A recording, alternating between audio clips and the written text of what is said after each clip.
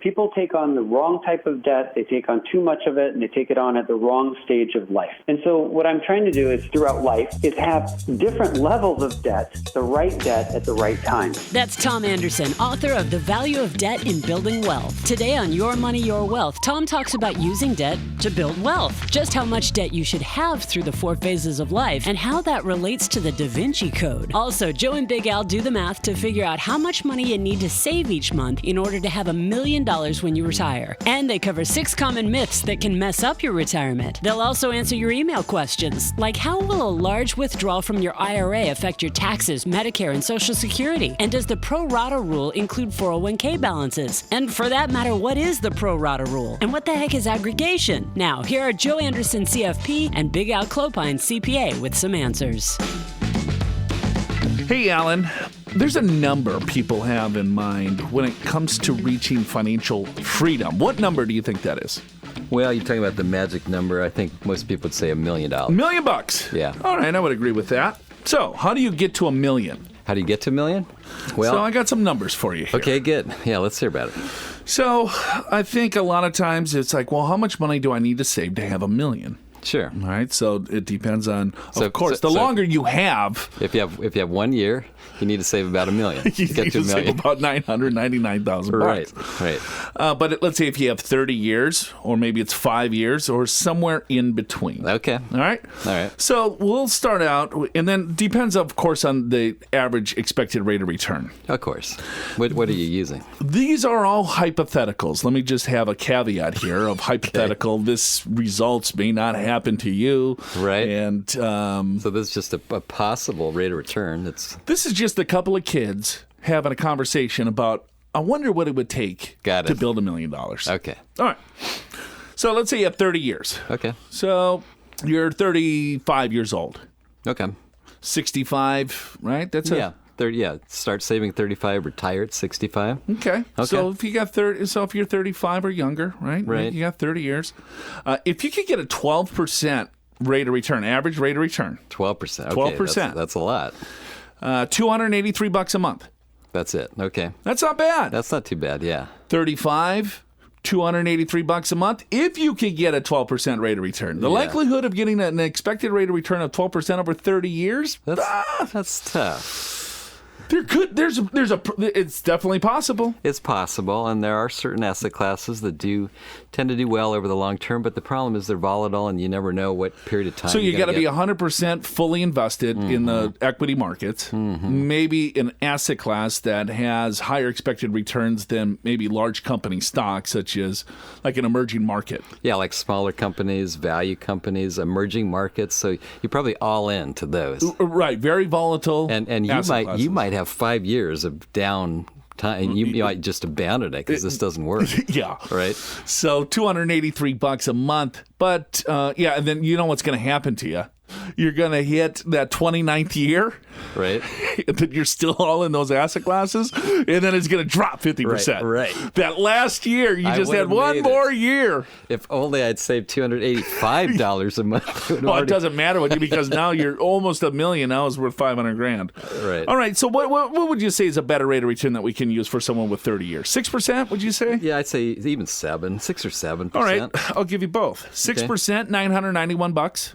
Okay, so about $1,000. $1,000 a month. Okay. If you save that for 30 years at 6%, okay, $1 million. Okay. Hypothetically. Sure. 7%'s $815. $815. Okay, so somewhere between $800 and $1,000 a month at age 35, given a 6 or 7% rate of return, is what you need to save each and every month, and you have to stay fully invested at all times. Correct. So that's 30 years. Right. So anywhere from $283 to $1,000. Right. Yeah. Depending on your rate of return. If you get the 12%, sure. Okay. All right. Let's say you have 15 years. Okay. Okay. So you got 15 years. So you might think it'd be double, but it's a lot more than double. It's $2,000 a month, $1,982. For 15 years, if you save $1,982 per month for 15 years, 12%. You have to get your 12%. Yep. Yeah. Now you're at $1 million. Right. If you got 6%, you need to save $3,421 a month. $3,421. That could be tough. 15 years. So what are you? 50 Yeah, 50 to 65. peak 50. earnings years. Well, true. So you're saving. And hopefully the kids, they're into college, maybe out of college. You got more disposable income. So you're saving about 40 grand a year. Yeah, that'd be a lot for. Yeah, for the average Yeah. Joe. So that's why this $1 million, I guess, is a key number. It's a tough club to get to. Woof. 10 years. So if you got 10 years to go, you want to get $1 million. That'll be ugly. You're 55, non-retired 65, You having to have a dime saved, and you want need a million. that magic million. You want to be a Okay. millionaire? Yeah. At 12%, you need to save $4,304. Okay. $4,304. Okay. 6%, $6,072 per month. $6,072. Okay. So now we're getting up there. So that's you're taking my whole salary, Joe. That's a little rich. A little rich. How about 5 years? You want to go 5 years? Sure. All right. Now, you got about 5 more years, right? Something like that. This is what you got to do, buddy. Okay. This is what you got to do. Tell me my marching orders. All right. If you get, well, you're a good stock picker, aren't you? You get 12%. No Sure. problem. Yeah, why not? Save $12,123 a month. If you save that a month. Oh, 12,000. $12,123. Got it. If I get 12%. At 12% in 5 years, that's Got $1 it. million. So, but if the market has a correction in the next 5 years, that'd be tough. How about 6%? Let's try that. Yeah. $14,261. 14,000. Okay, so I need a raise, Joe. All right. Well, talking to the wrong guy.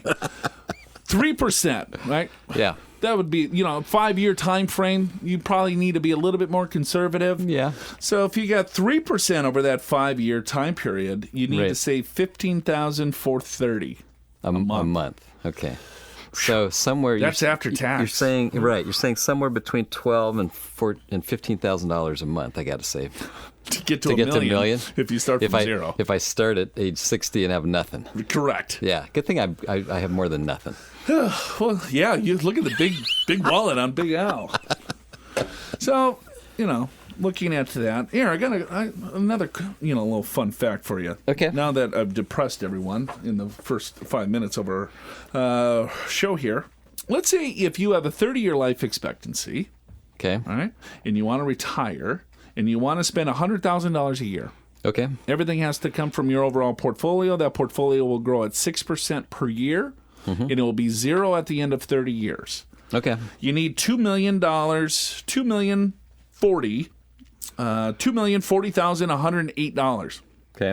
That's what you need to accumulate if you want to spend $100,000. Now that's more than a 4% distribution Because rate. you don't have it, right? Yeah. Because if you look at it, it's like, oh, well, if I want to spend $100,000, all right, but there could be fixed income sources, right? Yeah, maybe so. So let's say you have a pension, Social Right, Security, right. maybe some real estate income, Yeah. maybe a side gig, Yeah. and let's say that brings in $50,000. All right, so you want to spend $100,000, you got $50,000 coming in. Now you need a portfolio that's going to sustain $50,000. So that's $1,020,000. Right. Right. So yeah, it's about a 5% burn rate. Yeah, is what because it's going to go down to zero. It's growing at 6. They're It's doing not 6. including. So this chart here, this is done. There's a little side note here. Potential pension and Social Security income benefits are not represented in the illustration. Got it. Well, and it probably doesn't include taxes. Right? Exactly. Yeah. That's the big deal, right? Yeah, there. I know, right? Because taxes aren't free, it turns out. But if let's say if you want to spend $30,000, Al, and you got 5 years left to live. Okay. Right? How much do I need? $141. $141,000. 141,000. Okay. So a couple of things you can do, right? You can shorten your life expectancy a little bit if you don't have enough cash flow. How do you do that? You just don't eat well and I don't know, smoke? smoke a lot of cigarettes, drink more? a lot of booze. Get that Harley, Al. Don't exercise. That you wanted. Don't wear a helmet. I read something, and it was by the Research Institute.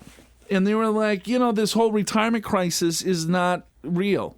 Like, people are just fine living off of their Social Security. Really? Yeah. And I said, oh, well, I guess the majority of the population probably is. Well, they have to be. Right? Well, yeah, they have no choice. Yeah. Yeah. They have no choice. So, anyway, just thought to get you depressed.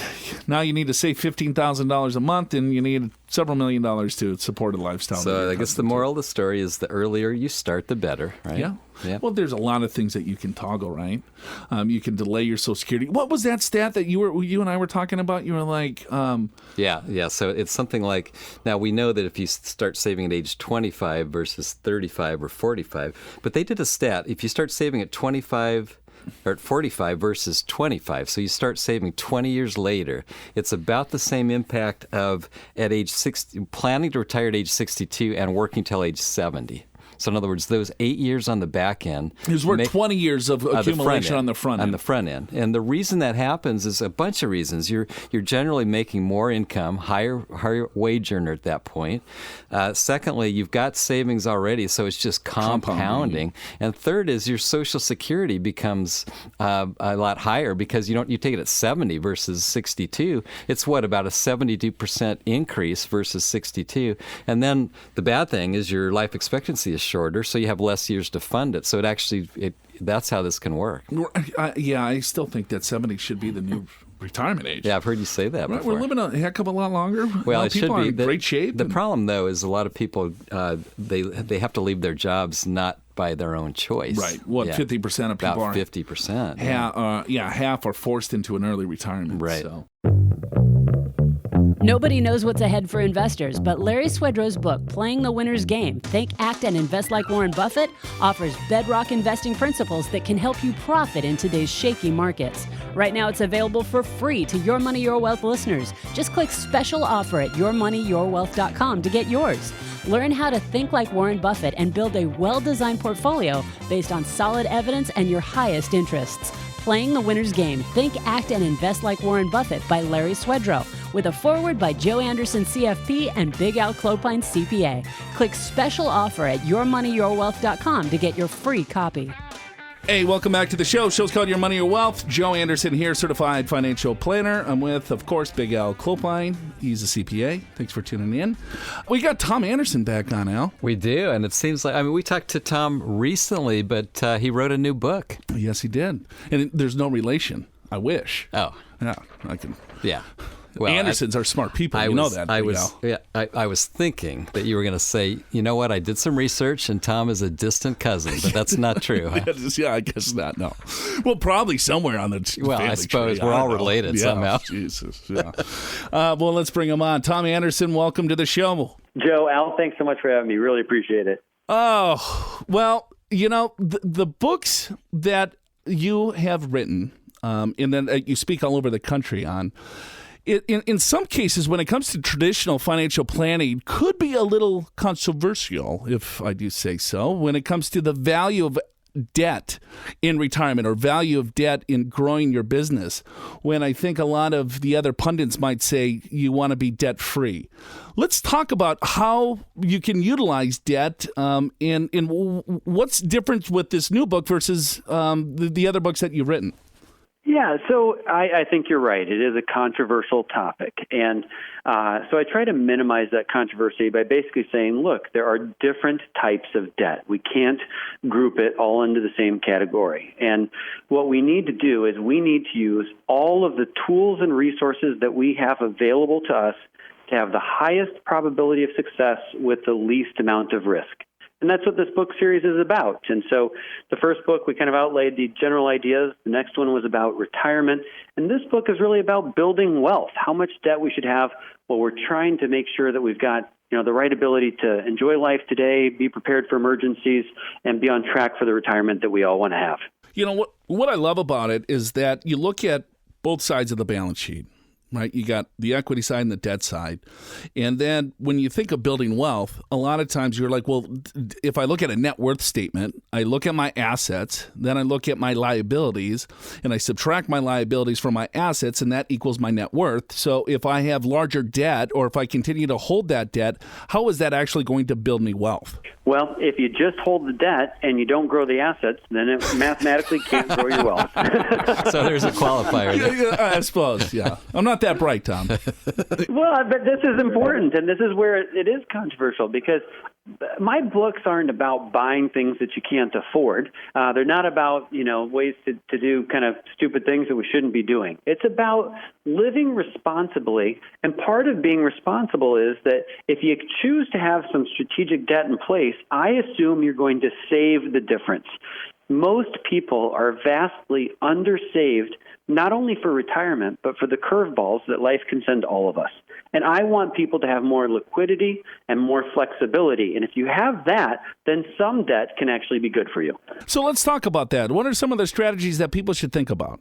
Well, first of all, they should group debt into different categories. I have basically three categories of debt, what I call oppressive, working, and enriching debt. Oppressive debt is going to be things like credit card debt. If you've got a credit card at 19%, then you need to step in and pay that down. That will oppress you. Payday loans will oppress you. Any debt at a rate greater than 10%, get rid of as fast as you possibly can. Yeah, most definitely. But I think when people think of debt, that's what they're thinking of. And it's like, well, no, pay that thing off, right? You got credit card debt, you have, or let's go to Best Buy and then you get conned into buying that nice TV and, oh, you want 20% off? Yeah, open up a Best Buy card. And then next thing you know, it's kind of this tumbling effect, if you will.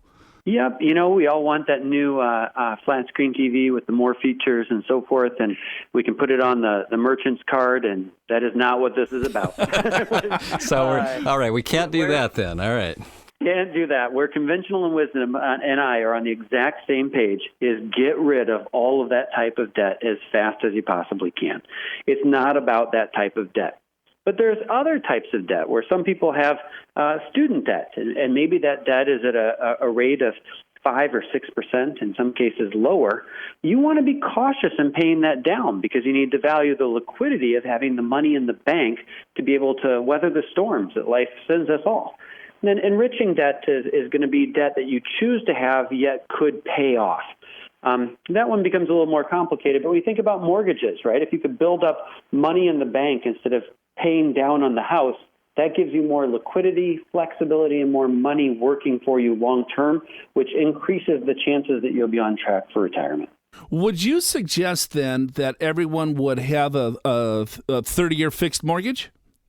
Well, mortgages are tricky. There isn't a one-size-fits-all, and the 30-year mortgage can certainly be attractive if you intend to live in a house for 30 years. A lot of times that's not the case, that people don't plan to be there that long. So generally, to start the conversation, if you're planning on being in a property less than 5 years, the rent versus buy math will oftentimes be in favor of renting. I think more people should be renting, and there's an illusion of the benefits of home ownership for short-term periods of time. The longer the period of time, the right mortgage depends on how long you'll be in the property. And so how would you calculate that? 10 years or 20 years or? Well, I'll tell you a quick story. So it's a favorite one of mine, but I was walking down the streets in Chicago and I ran into a friend and he was a physician and he's, kind of came up and gave me a chest bump and he said, "Tom, I just got the best 30-year fixed mortgage." And he's telling me his rate and let's say it was, 5%. And he's like so proud that he'd shopped and got the best loan. And I said, "Your wife told me that you guys are going to move to the suburbs in 5 years. I'm going to actually put it at 3 years." What they should have done was a 5-year interest-only mortgage, and because they thought they were locking interest rates for 30 years. But if they could have been on a mortgage at 3.5% or 4%, they would have saved 1% times the amount of their mortgage.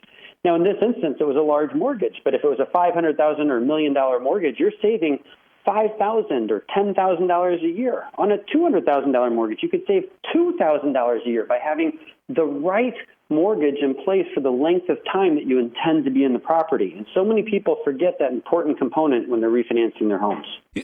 Alan, I've done several different types of analysis, and in your book, you mathematically prove that having certain debt is going to enrich your overall wealth, and we've done the same. And I'm a big believer of having certain type of debt because we see individuals that want to be debt free at retirement, and that is a phenomenal goal. However, there's lack of liquidity, as you said. So they might be paying, double to their mortgage to get all of this, capital down, but they have very little money in retirement accounts, or, not enough cash reserves, or there's no diversification in how they're saving in regards to maybe they should be putting the money into a Roth IRA or maybe just a brokerage account, to get them a little bit better liquidity when they do start drawing these things down.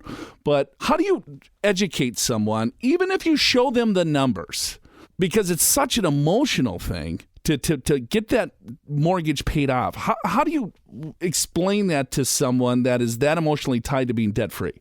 Yep. So what's better than being debt-free is being able to be debt-free. And so what I mean by that is, if you save up the money in the bank and are benefiting from the power of that compound interest throughout time, then you have the ability, you can always choose to pay down on your mortgage at any point in time. That's the power of these ideas. Save the money instead of putting it down on the house. You can always choose to pay down any time that you don't like the strategy. That's the beauty of it. I think that is a big key, though, is you got to save the difference. And if people can't save it, maybe they should do the forced savings on the mortgage. But if you can save it and you have the discipline, the numbers really do work out. You can prove that it's better to have debt rather than paying it off too quickly. The math is clear. And when you think about it, look, we had attitudes with respect to exercise. We've had attitudes with respect to our diet, smoking. People used to think smoking was not bad for you. And then we learned, hey, smoking is actually bad for you. It is? It is. Yeah, Joe hasn't got that study yet. Well, the same thing I think is true about debt. With the math is compelling that a little bit of debt the right way will increase the chances that you do not run out of money in retirement. And life is full of risk, and I want people to have the least risky risk possible. And so I understand that debt is risky, but if you can have some debt, and maybe it's true that the only way you can save is if a bank forcibly takes money from you and makes you pay down your debt. But you can also set up a plan to dollar cost average or to monthly save into your savings account. And I think you should try that and see the power of that strategy over time. If you don't like it, you can always go back. Yeah, it's probably not unlike a company. A company very often will borrow money so that they can go out and hire more people and create more sales. They create more value and ultimately more profits. And it's the same kind of principles down on an individual level. Joe and Al, you've heard the saying, it takes money to make money. The more money that you have working for you, mathematically, the better the chances are you're going to be on track. That's simple. Why people are so reluctant then to let money be in the bank working for them, I don't understand that. Your Money, Your Wealth isn't just a podcast, it's also a TV show. Check out Your Money, Your Wealth on YouTube to see Joe and Big Al talking about planning for retirement over your entire lifespan, investing biases you may not realize you have, Social Security claiming strategies, and pure financial feud. What is the percentage of Social Security beneficiaries that are women? Mike? I'm going to go 45%. That is incorrect. Oh. Joe, you have a guess? I had no idea what the question was. watch clips of the Your Money, Your Wealth TV show. Just search YouTube for Pure Financial Advisors and Your Money, Your Wealth. Talking to Tom Anderson about debt and how to utilize that. If you look at governments, right? So we'll ask the question is, well, what do you think is larger, the stock market or the bond market? And what do you think most people tell us, Tom? Well, of course, they think the stock market. Yeah, they do. It's like the stock market is a lot larger than the bond market. And I try to give this analogy. It's pretty stupid, but it's like if you think of like the bond market, think of the globe, and then if you think of the stock market, think of like Santee is like a really small city here outside of San Diego. Santee, yeah. But it's not that drastic. But governments, they borrow money. That's the treasury, trillions, versus companies or governments don't issue stock. They issue bonds, and a bond is debt. So it's just being a little bit more aware of both sides of the balance sheet really do enrich your life, which I think you do a phenomenal job of explaining in these books. Well, I appreciate it, and you are exactly right. Governments embrace debt as a way to finance their operations, right? The infrastructure, all of the needs that governments have. Companies embrace debt. Nobel Prizes have been awarded on this topic to what's the optimal corporate capital structure. Look at companies like Apple. They have billions of dollars of cash. They have billions of dollars of debt. It's because they value the liquidity, the flexibility, and the tax benefits of that debt. Yet people are shunning the ideas that governments and companies and Nobel Prizes have been awarded on. I think we can learn from what they're doing, and we can embrace it, that there's a better way that creates a higher probability of success. So, Tom, why don't you take us through, with your new book, In Building Wealth, how does that relate to a 40-year-old, let's say, that's saving versus a 60-year-old that's about to retire? So I do put a little bit of attention on age, but more than age, what I try to look at is we're all at different stages of life.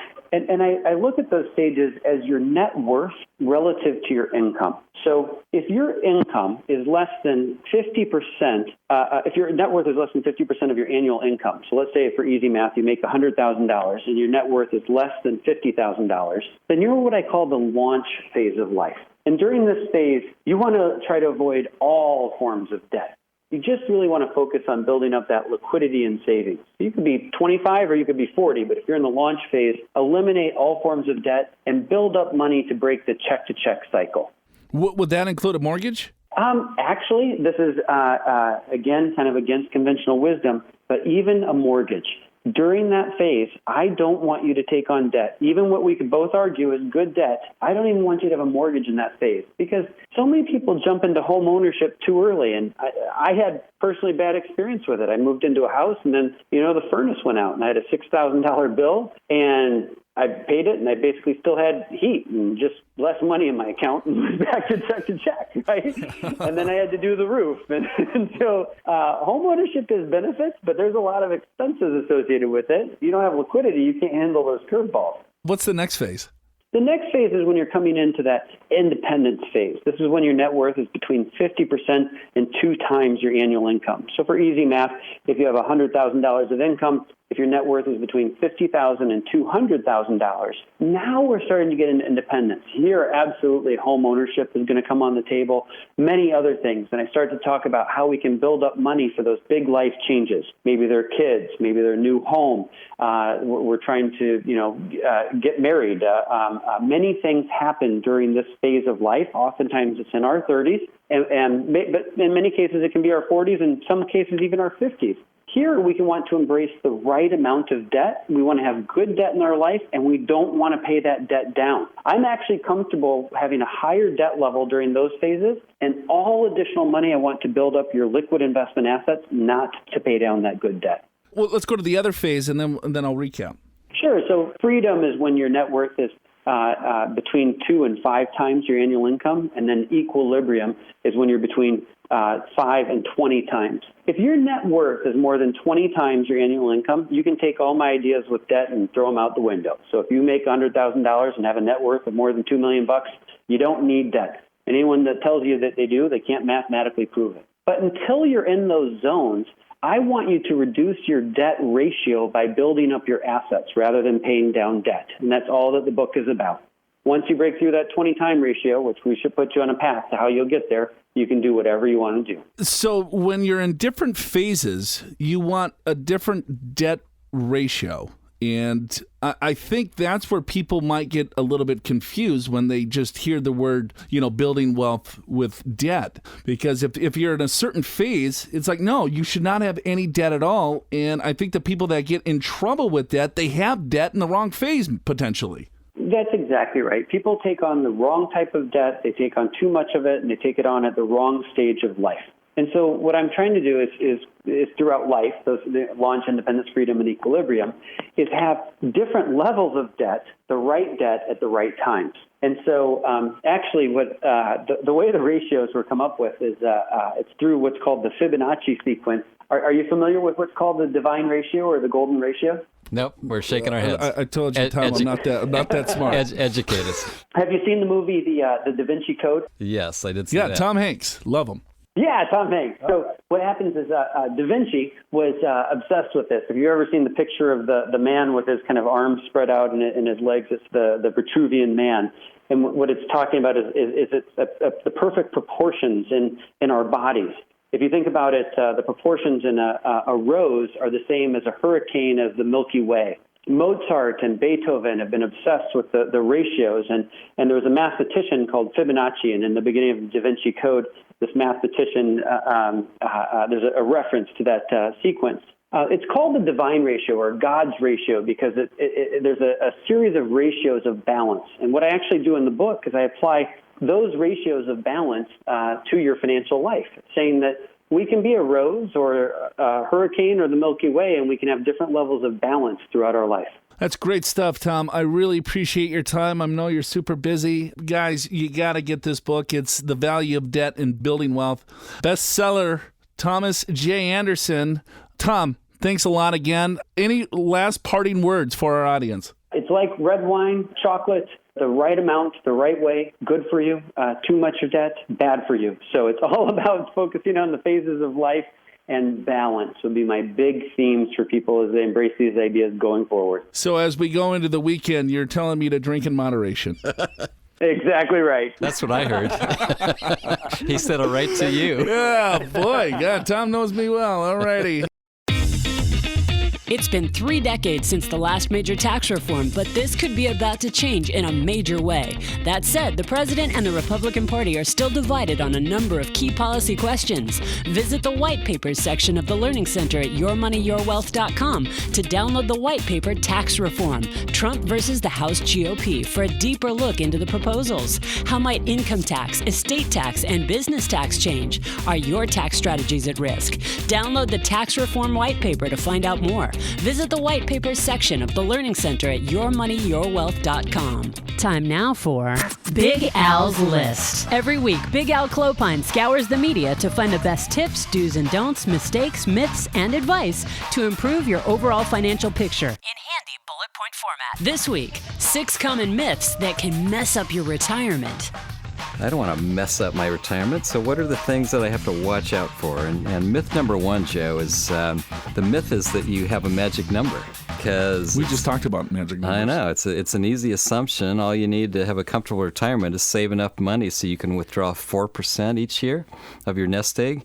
But that so-called 4% rule doesn't work for everyone because it depends upon your lifestyle, your health, your investment portfolio, the sequence of returns in the market. There's a lot of things that it can depend upon. For example, if you are the type of person you retire and I don't want to take any risk, everything is going into my bank CD or government T-bills, then your rate of return is not going to be enough to sustain a 4% distribution rate, right? Well, it could if you're just going to burn it to zero and hopefully you die the day before. Yeah, the flip side of that is if you're in poor health. Right? Sure. And so that's the other factor. Or your age when you started. Yeah, what's your life expectancy? And the tricky thing about that, as you know, is you don't really know when you're going to pass away. Generally, unless you go to a fortune teller or something like that, but generally you don't know. So you may live to 80, but you may live to 90. Right? So maybe you ought to plan till 90 because you just don't know. Right. And I think it also depends on what you're going to spend, how much you're going to spend. I might just binge watch Netflix. That's your retirement? Right. So all I need is $9.99 a month. You're done. Yeah, you ever seen The Leftovers? Leftovers? No. Oh, that's kind of a... You watch all this stuff I don't watch. Well, I get these recommendations. It's about I don't know. I think it had something to do with the Bible, and I'm going to sound really ignorant, but millions of people disappear. Oh, you're talking about the rapture. Yes, there it is. Okay, that's the word you wanted. Thank you. Yes. I didn't want to say something. Yeah, I'll help you out there. Raptor. That's the book of Revelation. Oh, thank you. See, right there. That's why I got Big Al. He's I'll right help you on matters religion. Yeah. So it's a pretty interesting program. Oh, actually, that would be kind of interesting. Yeah, there you go. Leftovers. Check it out. So the second one here, Joe, is that Medicare will cover all of your health care in retirement. We know that's not true. It's Fidelity tells us that a 65-year-old couple is going to need to spend around $250,000. Well, if Fidelity tells us, of course it's... Yeah, then you know it. You know it's true. But, Joe, I've got a second source, Employee Benefit Research Institute. So here's what they say. 65-year-old that wants a 90% chance of having enough savings to cover health care expenses in retirement, the average male would need $124,000, the average female $140,000. So if you add those two together, it's about 164. So we're getting some collaboration from different sources. And the way that they come up with that is that just realize this, that Medicare doesn't cover everything. And in a lot of cases, you're going to be out of pocket for a bunch of stuff. That's sometimes why people get supplemental insurance, but that's expensive too, right? So you got to factor that in. But you know what bugs me about that stat is that I think sometimes people will use that stat to scare you, right? To think that you need an additional $250,000 in the bank. Yeah, and so you're thinking, I've got $200,000. It's going to fund my retirement, so I got nothing. I got nothing less. Everything's going to go to healthcare. Right. And when you get close to retirement, right, it's like you're dotting your I's, crossing your T's. You're taking a look at every penny that you have and making sure that this lasts you for the next 20, 30 years. And then you get these stats coming out and say, well, you know, an average couple is going to spend $250,000. And right off the bat, I'm thinking, wow, I need an additional $250,000 on top of that just to cover health care? Right, yeah. Well, no, it's, do the math. It's a few $100 a month. Yeah, and this is an article, Joe, written it was CNBC that published it. And even the way that it's written here, it says a 65-year-old wants a 90% chance of having enough savings.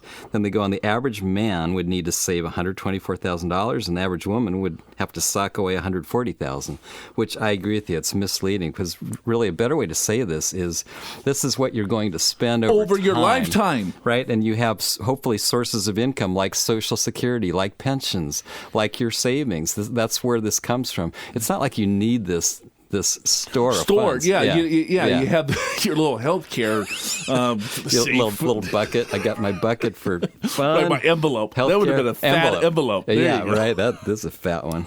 So I got my healthcare envelope. There's $264,000 in ones.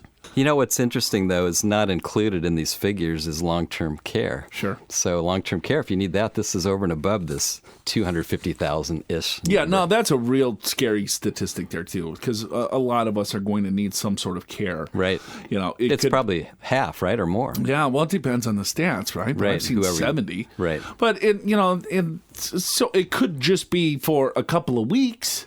Right. Or it could be for several years. Sure. So you look at the average stay in a long-term care facility, what is it, about 3 years, 3.5 years, depending on if you're male or female. But that's an average. Right? Yeah. So some of us will, like Christopher Reeve, he needed, long-term care for many, many years. Yeah, and a lot of people go in for a month or less. Right. Or they die, or or hip replacement or something. You need some convalescence, so you're not necessarily there forever. Sure. So that happens. So here's another myth, Joe, which is you cannot count on Social Security benefits. How many people do we talk to that say, you know what, Joe, Al, let's not even include Social Security in the plan because I don't think it's going to be there. Sure. And the truth is this, even if the Social Security Administration runs out of money, as they projected in 2034, 79% of your benefits will still be paid out. Why? Because people are still contributing to the Social Security Administration because they're working. So in other words, I'm not saying this is great, but I'm saying that worst case, under current projections, you will receive almost 80% of your promised benefit. Now, the truth is that's if Congress, Senate, President make no changes, which is not likely, to be honest, because so many people are depending upon Social Security. And by the way, they've made changes in the past that have fixed it. It's just that no one wants to fix it because it adds more tax dollars and it's very unpopular. So what will likely happen is as we get closer to 2034, someone will have to fix it, and there you go. Right. Yeah. And, I know some people are thinking, too, it's like, well, we don't know. I mean, of course we don't know what's going to happen in 2034. All you can do is kind of take your best guess. But here's what I will say, though, is if you have a lot of assets, it is possible that means testing will come at some point, which means that if you got enough income or assets, maybe you're not allowed to take Social Security. Sure. That's possible. It's not true now, but that is possible. Yeah, I think that's definitely one way. They'll probably, delay Social Social Security benefits for people in their 20s, 30s, 40s. Yeah, right? but since we're living longer, they Right. kind of need to. I bet you the youngest age will, instead of 62, will be 63 or 64. Or they something might like keep that. the earliest age at 62, but their full retirement age, it won't be 67. Right. It might be 70. It might. 69. Yeah, something right, like that. right. Or they're going to change the cost of living adjustments on it. It could be means tested. It could be, or a combination of all of it. They could increase our, payroll taxes. Yeah, that's probably the most likely, Joe, is it'll be kind of a little bit of everything. But here's what I'm confused about is that the millennials is the largest generation by numbers. Right. And so we hear constantly that the baby boomer, this age wave, Right. is coming through now, Right. and they're going to disrupt the stock market because they're going to be taking because money selling, out yeah. of their accounts Right. and this and that. And I'm just like, oh my God, it's all these fear mongers. It drives me nuts. But if the largest generation is the millennials, let's say in the next 20 years, now they're all in the workforce. I don't know. Yeah, and So- they're investing and they're saving and they're contributing to Social Security Administration. So I would agree. I think that a lot of the original predictions, maybe, if you will, years ago were based upon the baby boomers being the largest generation. And lo and behold, now the millennials are. When it comes to planning for retirement, what you have now versus what you actually need are two entirely different things. How do you get from point A to point B? Do you have a plan to achieve your retirement goals? Visit yourmoneyyourwealth.com and sign up for your free financial assessment. There are so many things to think about: income, risk, asset allocation, inflation, taxes, Social Security, healthcare, Medicare, long-term care. The list goes on and on. You need to talk to a professional. Sign up for a free 2-meeting assessment with a certified financial planner at yourmoneyyourwealth.com. Joe, I'm working on a list here called the 6 Common Myths That Can Mess Up Your Retirement. And here's one that says that you will be able to work as long as you want to.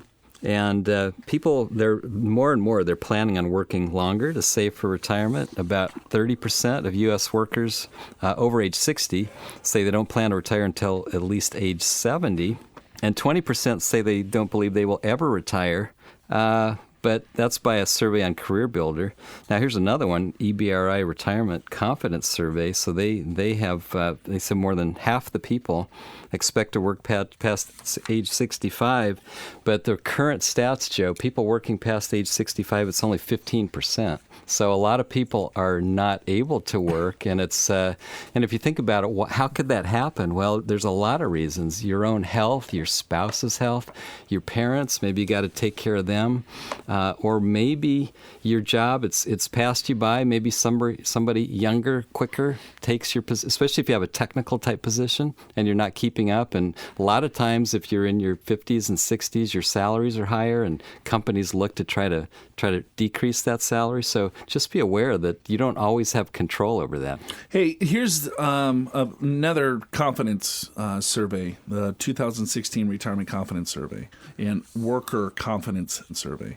So planned age retirement before 60. So they surveyed, right? Yeah. 8% said they plan on retiring before 60. 8%. Okay. 8%. Actual retirement age before 60, 35%. No kidding. That's a big difference. So you take a look at people of what they're planning on doing and what the actuality is significantly different. Right. Significantly. 60 to 64, when they said, what age do you plan on retirement? Between that age, 16% said, yeah, I think that's the age I would like to retire. Actual, 34. Right. All right. Right. So you look at 70% of actual retirement ages is before 64. Right. 70%. Right. 35 and 34, pretty close. Yeah. Right? And so if you look at people that planned on retirement 70 plus, 26%. Actuality, 8. 8, yeah, right. So, and that's consistent with that Voya survey that came out a few years ago that said about 50% leave the workforce sooner than they were expecting. So, all right, Joe, here's another one. You will spend less and pay less taxes in retirement. Well, that's an interesting statement. That certainly is true for some people. I would say most, Most, not our listeners, but most. Yeah, so if we focus on our listeners that have saved and done the right thing and they've got assets, you probably want to spend more. I mean, how many people have we talked to that say, Joe, Al, we've wanted to do these trips. We've been meaning to fix the home. I was thinking about getting an RV. Right. You know, gosh. But a lot of those people still don't pull the trigger doing it because they are fearful of running out of money. It's true, too. Even though they can easily afford it, we're diligent savers. They have millions in the bank, and they want to do some different things, but they won't do it. There's there's more anxiety. It's like, I can't, I don't want to be a burden. We saved all this money. We're just going to continue to live within our means, and they might not know what living within their means means. Right. In retirement, right? Yeah. Because your paycheck, let's say you made $70,000, but if I've saved millions or got millions, right, then that means what? I probably maxed out my 401k plans. Sure. I've saved into my Roth IRA plans. So and then after tax, they're probably living off of $30,000, $40,000 a year. So that's what they're accustomed to. But now they're in retirement. They have potential pensions. They have Social Security and millions, and they're still only wanting to spend that 40. Right. So, no, you got to find out what you can spend to enjoy it. Spend your money. We encourage you all the time to spend your money, yes. But know how much that you can spend and make sure that you have a plan in place to devise that strategy. And it works both ways because we have lots of people that are spending way more than they should. Yeah. And then the flip side, and it just happens all the time, the folks that have saved, they get into that mindset of living below their means, which is great. Now they retire, they've got plenty. They can do virtually anything they want to do, and they can't pull the trigger. Having a saver trying to spend is a challenge. It is. And having a spender trying to save, that's a tough one too. So you want to be somewhere in the middle, I suppose. What would you say you are? What's Spender or saver? Me? In my 20s, I was definitely a saver. Then when I got married, that sort of switched a little bit because Anne is, she's interesting. She has this big side of her, which is live for today, enjoy today, which I love. I agree. But she also has a saver side of her. So she's somewhere in the middle, I would say, and I'm more of a saver. Now over time, I'd say we're both kind of more in the middle. But yeah, no, I've always, by my nature, I've been a saver, but I've learned because of her to enjoy the moment as well. Right. That's where challenges come in with marriages. It is, yeah. Where, all right, well, here, I'm a spender and she's a saver, right. Or vice versa. Yes. That can end interesting. Yeah, it can be really tough. And, of course, if you have two savers, great, God bless you. If you have two spenders, watch out. Hopefully someone has a very large income. Right. Well, my last myth here, Joe, is that you'll live in the same place throughout retirement. And nearly 90% of older Americans want to age in place, and 80% say that they believe their current residence will be where they always live. But nowadays, and especially in Southern California, a lot of people have the majority of their wealth and or their equity in their homes, and it's not always possible. So, and plus, you think about the home that maybe made sense for your kids, two-story home, all big yard. You get older, and that's tougher to take care of, tougher to go up and down the stairs. Although I would maintain this, and now I've just turned 60. We have a home with stairs, which I think it's great. I think that's great for your exercise, as long as you can do it. See, I run the convention stairs downtown San Diego. Al runs up and down his house. I do. I have a routine where I run 80 flights in a row. It takes me about 20 minutes. How big is your house? It's 80 flights. Well, it's are you going up 100,000 times? What are you doing? Yeah, up and down, up and down, up and down, up and down. Do you get dizzy? No, it's 15 steps. So I'm doing 80 times 15. I tell you get a pretty good workout. I don't have to run the convention center. I've got the Clopine house. Yes. Oh man, I gotta come check that out. You do. Try it. See if you can do 80 times. Oh yeah. Do you throw a couple push-ups in there? Some lunges? I don't. But after I'm done, I've got to walk in circles. We've got a living room that goes to the kitchen, family rooms. In the hallway, you just walk in circles. Oh my God. So it's a self-contained gymnasium, home, retreat. It's like perfect. I don't ever have to leave the home. Oh, God. I haven't seen this. Well, maybe because I haven't been to a mall in I don't know how long. But, growing up in Minnesota, it got really cold. It's cold as... So you stay inside. So, and, as a teenager and things like that, you'd go to the mall. Yeah. And these the little old ladies, nice gentlemen, they got their walking shoes on, headphones, just cruising around the mall. The indoor mall, it's inside. Yeah, right. So, right. Clopine, you'd be all over that. Be all set. Get a little hand weights, and move your arms, get a little bi workout. No, I just get a couple cans of peas. Duct tape them to your hands. I don't need any of that fancy stuff. Oh, God. It's time to dip into the email bag with financial questions courtesy of Advisor Insights from Investopedia and you, the Your Money, Your Wealth listeners. Joe and Big Al are always willing to answer your money questions. Email info@purefinancial.com, or you can send your questions directly to joe.anderson@purefinancial.com or alan.clopine@purefinancial.com. Alan, I'm 74 years old and retired. I am collecting RMDs, and I'm in the 15% tax bracket.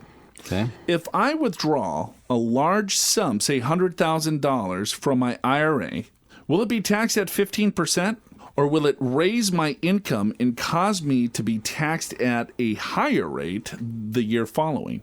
Also, will it affect my Medicare premiums and Social Security payments? Wow, there's a lot of questions there. That is a good question. Let's start first with the taxes. And we have a marginal tax system, which means the first few dollars that you earn is taxed at 10%. Then there's a 15% bracket, 25% bracket, 28. It gets as high as 39.6. So this individual's in the 15% bracket, and we'll just assume he's single. The 15% bracket goes up to about $37,000 of taxable income. So let's just assume with his required distributions, and I don't know whether Social Security is taxable or not, but that extra $100,000 will be taxed maybe a little bit in the 15% bracket, but mostly in the 25% bracket, and probably some in the 28% bracket, some potentially even worse. Maybe it's subject to alternative minimum tax, depending upon how close this individual is to there. So I guess the answer is no. When you draw more money out, it's a graduated tax schedule, so you're going to put yourself into higher taxes. Now, understand this, though. If you put yourself into the next bracket by $1, you only pay the extra tax on that $1. Yeah, that's a great point. Not the whole thing. Yeah. Let's say, you put yourself, I know married, $75,000 is, let's say, the 15% tax bracket for a married couple. So if it's $75,000 and he wanted to convert, let's say, $100,000, right? And if he had no other income, he's got deductions, exclusions, and exemptions. So we would need to see his tax return to determine how much of that $100,000 is going to be taxed at what rate.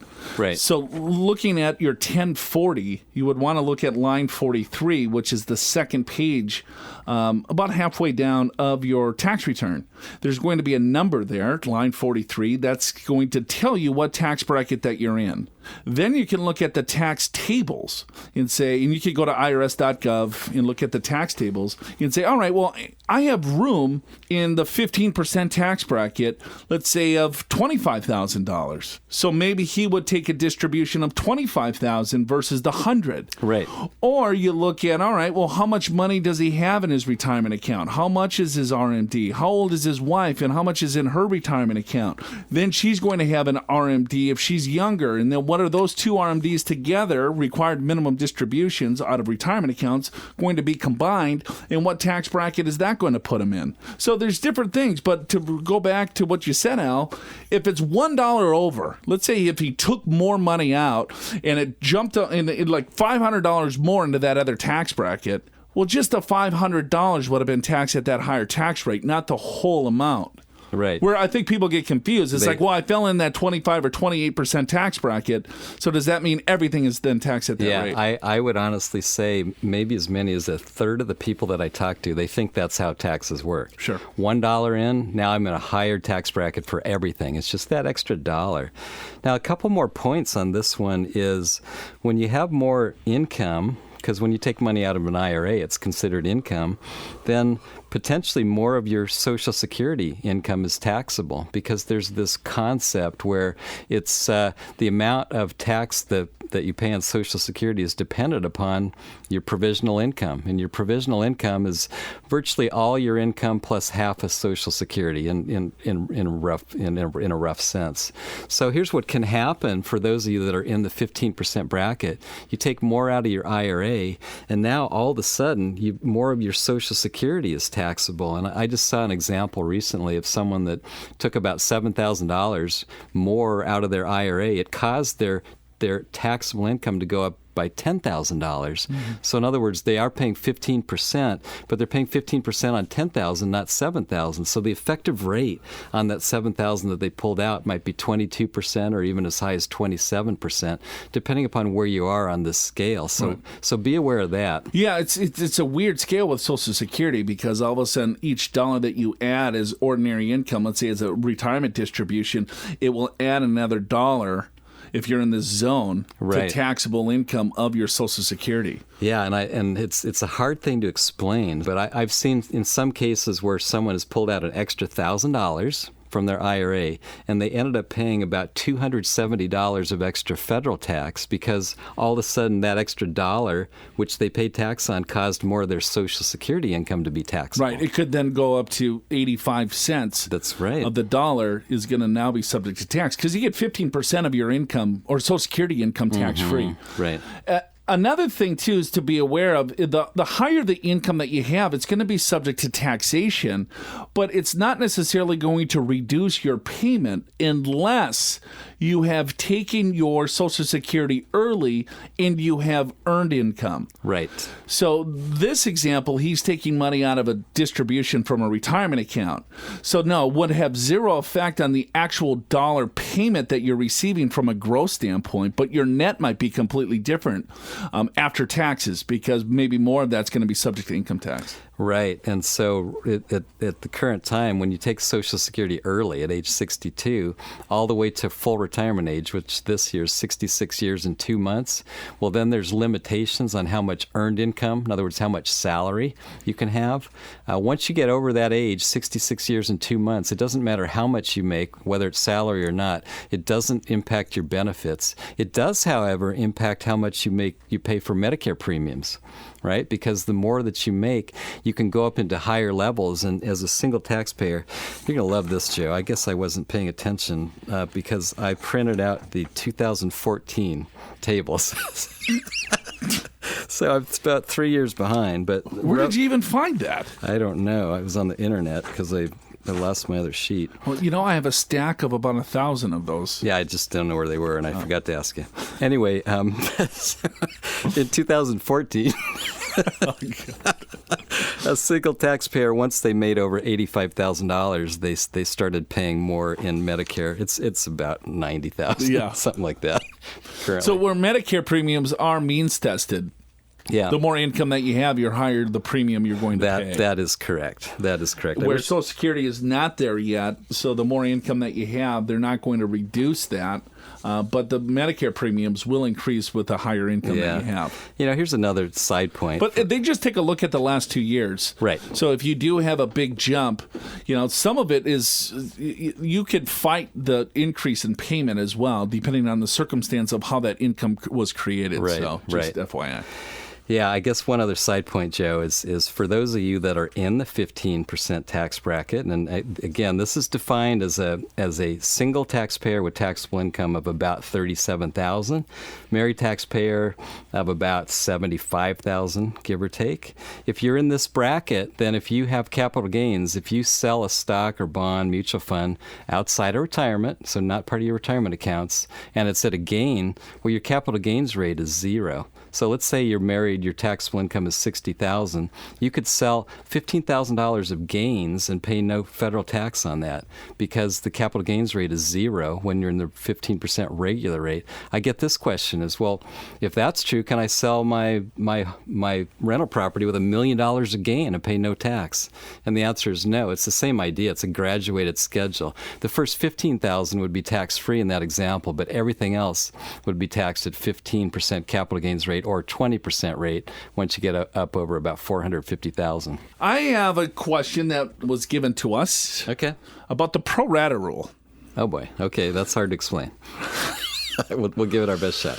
So the question is, does the pro-rata rule include 401k balances? Okay. The quick answer is no. How about that? Well, it depends on what's in the 401k balance. How about if I have after tax? What if I have Roth? The pro rata rule doesn't. The 401k balance doesn't affect pro rata rule unless you roll it. Well, there's multiple pro rata rules. What one are you referring to? Well, give me the question. Well, that's the question. Oh, that's the question. Well, there's. Let's start with. Are you thinking like backdoor Roth type of pro rata aggregation rule? Let's start with IRAs. You're thinking aggregation. Yeah. I'm saying pro rata. Same thing. No, it's not. Okay, you enlighten me. All right. Aggregation is aggregating all of your accounts. Okay. So if I have, let's say, multiple IRAs, okay, and if I have after-tax balances in one IRA, and I have pre-tax balances in all my other IRAs, okay. So if I look at taking money from the after-tax account in my IRA, right, I can't just say, give me the after-tax money. And let's say I have $10,000 in that after-tax account. $5,000 is after-tax, or another $5,000 of growth. $10,000 is total balance. Right. Okay. The pro rata rule is that if I took a distribution, and that let's just say that was my only IRA account. Sure. If I took $1 out of there, 50% of it is going to be tax-free. 50% of it is going to be taxable. Right. That's pro rata. Right. The aggregation rule is saying, all right, well, wait a minute, how many more IRAs do you have? And let's say I have 5 other IRAs with a total of $80,000. Right. Or let's call it $90,000. So now I have a total of $100,000 in IRA balances. Right. Does that make right? Yes. Yeah. So that's aggregation. Okay. Well, then I'll amend what I said. They're related. Sure. Well, it depends on what you're using. Yeah. So here, I think we use that in conjunction only when you're looking at trying to do a backdoor Roth IRA. Yeah. So, conversion. but the point here's the point I want to make, I guess, which I think you kind of made, which is, when you take money out of an IRA, if there's basis, the IRS doesn't let you look at an IRA individually. They aggregate all of them together, and then as if you had one IRA, and then any after-tax balance in there, let's say it's 5% of your total IRAs. It doesn't matter which IRA you draw it out. 5% is tax-free and 95% is taxable. Right. And then so if you have the 401k in a bunch of IRAs and you're looking at the pro rata rule, then they would not include that 401k because that 401k would have a separate pro rata rule within the 401k plan. Correct. So if the question is, does the account balance in my 401k affect the pro rata rule in my IRAs? The answer is no, because they're separate. That was the answer I gave at the very beginning. Got it. Well, the question I received was about a 401k plan. Okay. And has after-tax Roth dollars and pre-tax dollars within the 401k plan. Got it. Okay. You're taking distributions from that. How are those distributions calculated? Got it. Okay. So does the pro rata rule apply? And the answer is yes. Yes, it sure does. Unless you roll the after-tax money to a Roth, you're allowed to do that directly. And the pre-tax money to an IRA, now you've effectively separated them. For instance, hypothetically, client comes in, $1 million 401k. $100,000 is after-tax contributions. $200,000 is Roth IRA contributions. Okay. So then you look at, all right, how the 401k works is that the after-tax and the pre-tax, not Roth, will be in the same bucket. Sure. But your Roth is in a totally separate bucket. Yeah, they call that sub-account or something like that. Even though you get one statement, even though you take a look at it and you're saying, okay, well, here's my 401k plan. Yes, but you have two totally separate accounts that are managed differently because every contribution that you put into an after-tax dollar, let's say if I could put more than the $24,000, I'm over 50, I put in more into the after-tax. Well, that after-tax portion, any growth of that is going to be what? Taxed at ordinary income rates. Right. So that's just the same as a pre-tax account. But your after-tax contributions will not be double taxed. If I have a Roth account and I put dollars in, and let's say I have a $100,000 contribution, but those contributions are going to grow over my time period of investing. And so they have to keep it in a separate accounting system so they can keep everything separate to see what those Roth dollars grew to, because all of those are going to come out tax-free to you. Right. So this is where it gets a little bit confusing when you have a 401k plan with Roth contributions, after-tax contributions, and pre-tax contributions. What do? Do I keep it in the plan? Do I roll it out? If I take distributions, how do I calculate all this stuff? Good news is that I think if you have that hodgepodge in your 401k plan, that is really good news, because you can separate all that stuff very, very easily once you separate from service. You could say, you know what? Here, my Roth 401k, I'm going to roll that into a Roth IRA. A lot of pros there. Because there is a required distribution in a Roth 401k. There is no required distribution for a Roth IRA.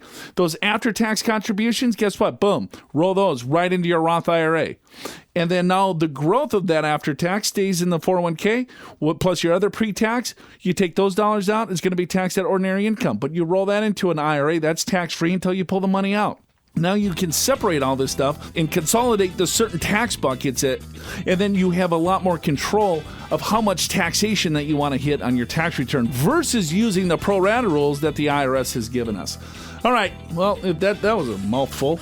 That's tricky stuff, man. Okay, alrighty. Hey, hopefully you enjoyed the show. That's it for us today. For Big Al Clopine, I'm Joe Anderson. We'll see you again next week.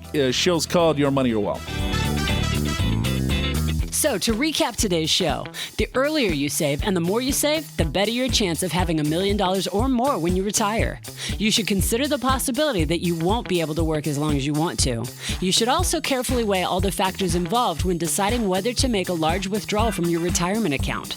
Pro-rata and aggregation are different, but related. And right about now, hiring a professional to help you with all this stuff sounds like a really good idea. Special thanks to Tom Anderson, author of The Value of Debt in Building Wealth, for explaining the types of debt, the 4 phases of life, launch, independence, freedom, and equilibrium, and how much debt you should have during those phases. It's all about balance and the golden ratio. Subscribe to the podcast at yourmoneyyourwealth.com through your favorite podcatcher or on iTunes, where you can also check out our ratings and reviews. And remember, this show is about you. If there's something you'd like to hear on Your Money, Your Wealth, just email info@purefinancial.com. Listen next week for more Your Money, Your Wealth presented by Pure Financial Advisors. For your free financial assessment, visit purefinancial.com. Pure Financial Advisors is a registered investment advisor. This show does not intend to provide personalized investment advice through this broadcast and does not represent that the securities or services discussed are suitable for any investor. Investors are advised not to rely on any information contained in the broadcast in the process of making a full and informed investment decision. Your Money, Your Wealth opening song Motown Gold by Carl James Pestka is licensed under a Creative Commons license.